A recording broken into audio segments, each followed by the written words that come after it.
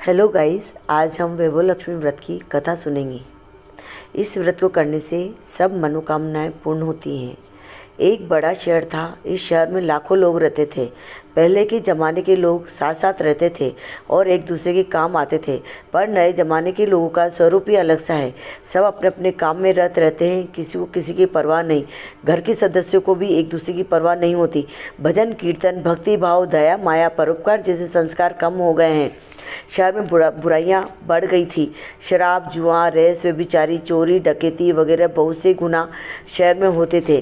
कहावत है कि हजारों निराशा में एक अमर आशा छिपी हुई है। इसी तरह इतनी सारी बुराइयों के बावजूद शहर में कुछ अच्छे लोग भी रहते थे।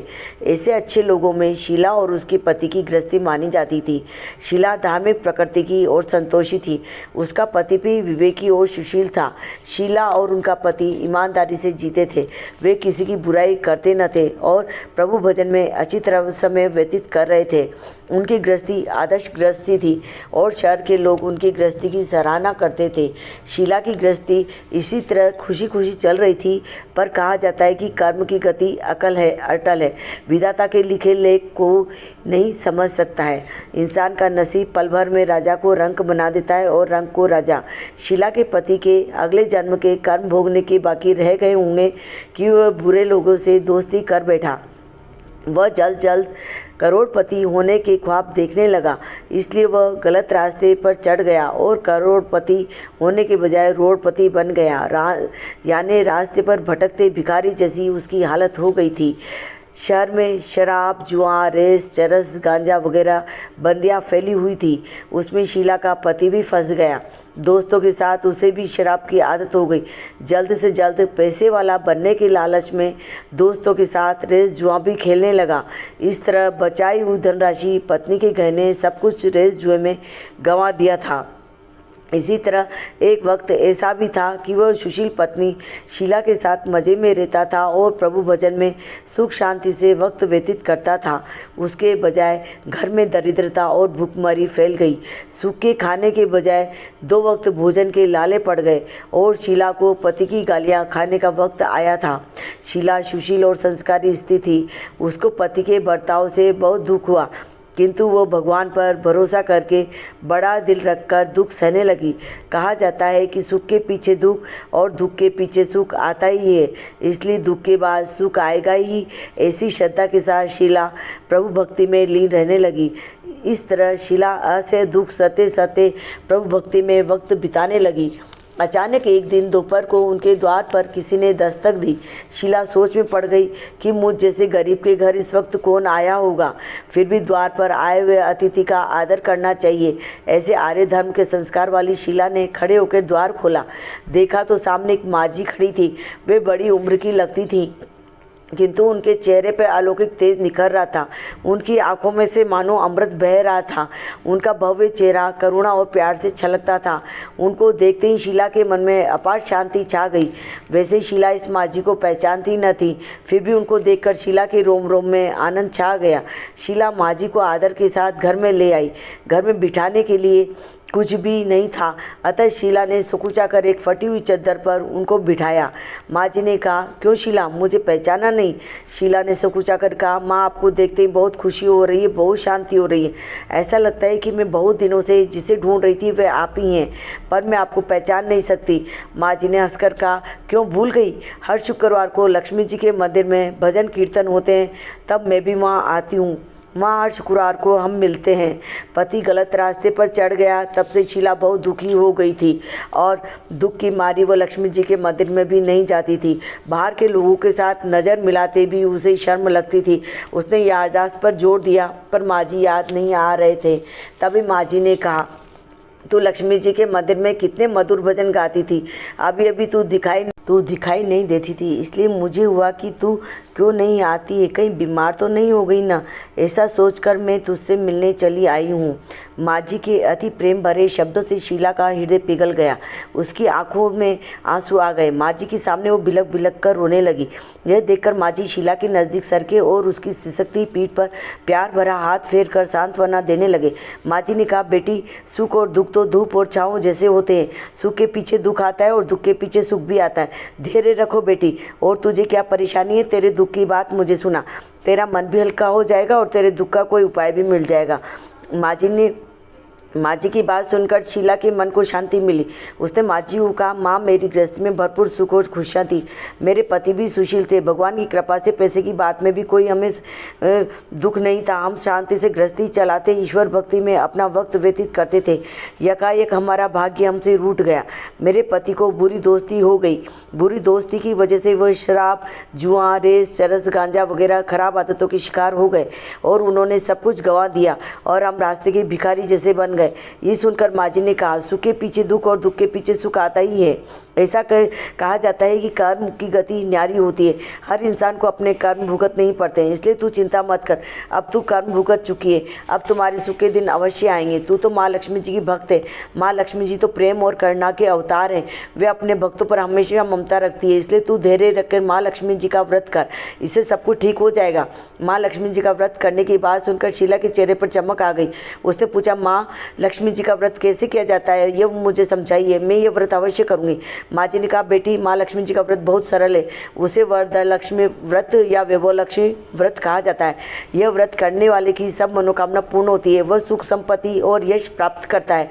ऐसा कर माँ जी वैभव लक्ष्मी व्रत की विधि कहने लगी। बेटी वैभव लक्ष्मी व्रत वैसे तो सीधा साधा व्रत है, किंतु कई लोग ये गलत तरीके से करते हैं, अतः उसका फल नहीं मिलता है। कई लोग कहते हैं कि सोने के गहने की हल्दी कुमकुम से पूजा करो बस व्रत हो गया, पर ऐसा नहीं है। कोई भी व्रत शास्त्रीय विधि पूर्वक करना चाहिए, तभी उसका फल मिलता है। सिर्फ सोने के गहने की पूजा करने से फल मिल जाता होता तो आज सभी लखपति बन गए होते। सच्ची बात यह है कि सोने के गहने का विधि से पूजन करना चाहिए। व्रत में उद्यापन विधि भी शास्त्रीय विधि मुताबिक करनी चाहिए, तभी यह वैभव लक्ष्मी व्रत फल देता है। यह व्रत शुक्रवार को करना चाहिए। सुबह में स्नान करके स्वच्छ कपड़े पहनो और सारा दिन मन में जय माँ लक्ष्मी का रटन करते रहो। किसी की चुगली नहीं करनी चाहिए। शाम को पूर्व दिशा में मुख रख सके इसी तरह आसन पर बैठ जाओ। सामने पाटा रखकर उसके ऊपर रुमाल रखो। रुमाल पर चावल का छोटा सा ढेर करो। उस ढेर पर पानी से भरा तांबे का कलश रखकर कलश पर एक कटोरी रखो। उस कटोरी में एक सोने का गहना रखो। सोने का न हो तो चांदी का भी चलेगा, चांदी का न हो तो नगद रुपया भी चलेगा। बाद में घी का दीपक जलाकर धूप सली सुलगा कर रखो। माँ लक्ष्मी जी के बहुत स्वरूप है और माँ लक्ष्मी जी को श्री यंत्र अति प्रिय है। अतः वैभव लक्ष्मी में पूजन विधि करते वक्त सर्वप्रथम श्री यंत्र और लक्ष्मी जी के विविध स्वरूपों का सच्चे दिल से दर्शन करो। उसके बाद लक्ष्मी स्तवन का पाठ करो। बाद में कटोरी में रखे हुए गहने या रुपए को हल्दी कुमकुम और चावल चढ़ाकर पूजा करो और लाल रंग का फूल चढ़ाओ। शाम को कोई मीठी चीज़ बनाकर उसका प्रसाद रखो। न हो सके तो शक्कर या गुड़ भी चल सकता है। फिर आरती करके 11 बार सच्चे हृदय से जय माँ लक्ष्मी बोलो। बाद में 11 या 21 शुक्रवार यह व्रत करने का दृढ़ संकल्प माँ के सामने करो। आपकी जो मनोकामना हो वो पूर्ण करने को माँ लक्ष्मी जी को विनती करो। फिर माँ का प्रसाद बांट दो और थोड़ा प्रसाद अपने लिए रखो। अगर आप में शक्ति हो तो सारा दिन उपवास रखो और सिर्फ प्रसाद खाकर शुक्रवार करो। न शक्ति हो तो एक बार शाम को प्रसाद ग्रहण करते समय खाना खा लो। अगर थोड़ी शक्ति भी ना हो तो 2 बार भोजन कर सकते हो। बाद में कटोरी में रुपया गहना रखा है वो ले लो। कलश का पानी तुलसी क्यारे में डाल दो और चावल पक्षियों को डाल दो। इसी तरह शास्त्रीय विधि अनुसार व्रत करने से उसका फल अवश्य मिलता है। इस व्रत के प्रभाव से सब प्रकार की विपत्ति दूर होकर आदमी मालामाल हो जाता है। संतान ना हो उसे संतान प्राप्ति होती है। सौभाग्यवती स्त्री का सौभाग्य अखंड रहता है। कुंवारी लड़की को मन भावन पति मिलता है। शीला ये सुनकर आनंदित हो गई। फिर पूछा, माँ आपने वैभव लक्ष्मी व्रत की जो शास्त्रीय विधि बताई है वैसे मैं अवश्य करूँगी, किंतु इसकी उद्यापन विधि किस तरह करनी चाहिए यह भी कृपया करके सुनाइए। माँ जी ने कहा, 11 या 21 जो मन्नत मानी हो उतने शुक्रवार यह वैभव लक्ष्मी व्रत पूरी श्रद्धा और भावना से करना चाहिए। व्रत के आखिरी शुक्रवार को जो शास्त्रीय विधि अनुसार उद्यापन विधि करनी चाहिए वो मैं तुझे बताती हूँ। आखिरी शुक्रवार को खीर या नैवेद्य रखो।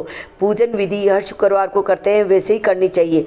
पूजन विधि के बाद श्रीफल फोड़ो और कम से कम 7 कुंवारी और या सौभाग्यशाली स्त्रियों को कुमकुम का तिलक करके साहित्य संगम की वैभव लक्ष्मी व्रत की एक एक पुस्तक उपहार में देनी चाहिए और सबको खीर का प्रसाद देना चाहिए। फिर धन लक्ष्मी स्वरूप, वैभव लक्ष्मी स्वरूप माँ लक्ष्मी जी की छवि को प्रणाम करें। माँ लक्ष्मी जी का यह स्वरूप वैभव देने वाला है। प्रणाम करके मन ही मन भावुकता से माँ की प्रार्थना करते वक्त कहें कि हे माँ धन लक्ष्मी, हे माँ वैभव लक्ष्मी, मैंने सच्चे हृदय से आपका वैभव लक्ष्मी व्रत पूर्ण किया है, तो हे माँ हमारी जो भी मनोकामना हो वो बोलो, वो मनोकामना पूर्ण करो, हमारा सबका कल्याण करो। जिसे संतान न हो उसे संतान देना, सौभाग्यशाली स्त्री का सौभाग्य अखंड रखना, कुंवारी लड़की को मनभावन पति देना। आपका ये चमत्कारी वैभव लक्ष्मी व्रत जो करे उसकी सब विपत्ति दूर करना, सबको सुखी करना। हे माँ आपकी महिमा अपरंपार है। इस तरह माँ की प्रार्थना करके माँ लक्ष्मी जी का धन लक्ष्मी स्वरूप को भाव से वंदन करो। माँ जी के पास से वैभव लक्ष्मी व्रत की शास्त्र विधि सुनकर शीला भाव विभोर हो उठी। उसे लगा मानो सुख का रास्ता मिल गया है। उसने आंखें बंद करके मन ही मन उसी क्षण संकल्प लिया कि हे वैभव लक्ष्मी माँ, मैं भी माँ जी के कहे मुताबिक श्रद्धा से शास्त्रीय विधि अनुसार वैभव लक्ष्मी व्रत के 21 शुक्रवार तक व्रत करूँगी और व्रत की शास्त्रीय विधि अनुसार उद्यापन विधि करूँगी। शीला ने संकल्प करके आंखें खोली तो सामने कोई न था। वह विस्मित हो गई कि माँ जी कहाँ गए। यह माँ जी दूसरा कोई न था, साक्षात लक्ष्मी जी ही थी। शीला लक्ष्मी जी की भक्त थी, इसलिए अपने भक्त को रास्ता दिखाने के लिए माँ लक्ष्मी देवी माँ जी का स्वरूप धारण करके शीला के पास आई थी। दूसरे दिन शुक्रवार था। सवेरे स्नान करके स्वच्छ कपड़े पहनकर शीला मनी मन श्रद्धा से और पूरे भाव से जय माँ लक्ष्मी का मनी मन रटन करने लगी। सारा दिन किसी की चुगली नहीं की। शाम हुई तब हाथ पांव मुंह धोकर शीला पूर्व दिशा में मुंह करके बैठी। घर में पहले सोने के बहुत से गहने थे, पर पतिदेव ने गलत रास्ते पर चढ़कर सब गहने गिरवी रख दिए थे। पर नाक की चुन्नी बच गई थी। नाक की चुन्नी निकालकर उसे धोकर शीला ने कटोरी में रख दी। सामने पाटे पर रुमाल रखकर मुट्ठी भर चावल का ढेर किया। उस पर तांबे का कलश पानी भर कर रखा। उसके ऊपर चुन्नी वाली कटोरी रखी। फिर माँ जी ने कही थी वह शास्त्रीय विधि अनुसार वंदन स्तवन पूजन वगैरह किया और घर में थोड़ी शक्कर थी वो प्रसाद में रखकर वैभव लक्ष्मी व्रत किया। यह प्रसाद पहले पति को खिलाया। प्रसाद खाते ही पति के स्वभाव में फर्क पड़ गया। उस दिन उसने शीला को मारा नहीं, सताया भी नहीं। शीला को बहुत आनंद हुआ। उसके मन में वैभव लक्ष्मी व्रत के लिए श्रद्धा बढ़ गई। शीला ने पूर्ण श्रद्धा भक्ति से 21 शुक्रवार तक वैभव लक्ष्मी व्रत किया। 21वें शुक्रवार को माँ जी के कहे मुताबिक उद्यापन विधि के 7 स्त्रियों को वैभव लक्ष्मी व्रत की 7 पुस्तकें उपहार में दी। फिर माता जी की धन लक्ष्मी स्वरूप की छवि को वंदन करके भाव से मन ही मन प्रार्थना करने लगी। हे माँ धन लक्ष्मी, मैंने आपका वैभव लक्ष्मी व्रत करने की मन्नत मानी थी, वह व्रत आज पूर्ण किया है। हे माँ मेरी हर विपत्ति दूर करो, हमारा सबका कल्याण करो। जिसे संतान न हो उसे संतान देना, सौभाग्यशाली स्त्री का सौभाग्य अखंड रखना, कुंवारी लड़की को मनभावन पति देना। आपका ये चमत्कारी वैभव लक्ष्मी व्रत करे उसकी सब विपत्ति दूर करना, सबको सुखी करना। हे माँ आपकी महिमा अपार है। ऐसा बोलकर लक्ष्मी जी के धन लक्ष्मी स्वरूप की छवि को प्रणाम किया। इस तरह शास्त्रीय विधि पूर्वक शीला ने श्रद्धा से व्रत किया और तुरंत ही उसे फल मिला। उसका पति गलत रास्ते पर चला गया था, वह अच्छा आदमी हो गया और कड़ी मेहनत करके व्यवसाय करने लगा। माँ लक्ष्मी जी के वैभव लक्ष्मी व्रत के प्रभाव से उसको ज़्यादा मुनाफा होने लगा। उसने तुरंत शीला के गिरवी रखे गहने छुड़ा लिए। घर में धन की बाढ़ सी आ गई। घर में पहले जैसी सुख शांति छा गई।